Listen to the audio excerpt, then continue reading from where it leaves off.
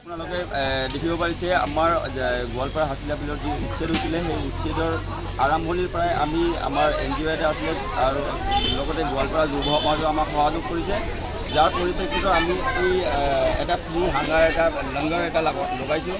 ইয়াত উচ্ছেদৰ প্ৰথম দিনাখনৰ পৰাই আমি ইয়াত ফ্ৰী খাদ্য বিতৰণ কৰি আছোঁ।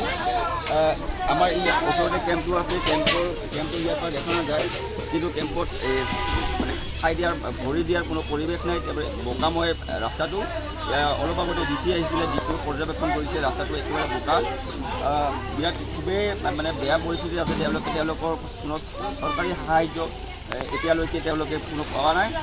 আমাক ৰাইজে সহায় কৰিছে, ৰাইজৰ পইচাৰে আমি তেওঁলোকক ফ্ৰী খাদ্য বিতৰণ কৰি আছোঁ। আপোনালোকে চাব পাৰিছে এনেকুৱা ভিৰ লাগি আছে, দেখাই দিয়ে।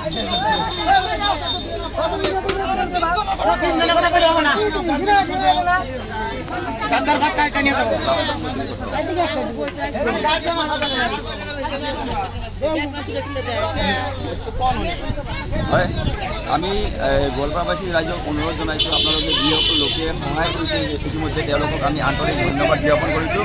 আৰু যিসকল ব্যক্তিয়ে সহায় কৰিব বিচাৰি আছে তেওঁলোকক আমি অনুৰোধ জনাইছোঁ, আপোনালোকে এই ঠাইডোখৰত আহক, আহি আমাৰ লগত কথা পাতক আৰু আপোনালোকে আমাক পইচা দিব নালাগে, আপোনালোকে নিজে বজাৰ কৰি দিয়ক। আমি আমাৰ এই NGOটোৰ জৰিয়তে আমি বনাই তেওঁলোকক খাদ্য বিতৰণ কৰিম।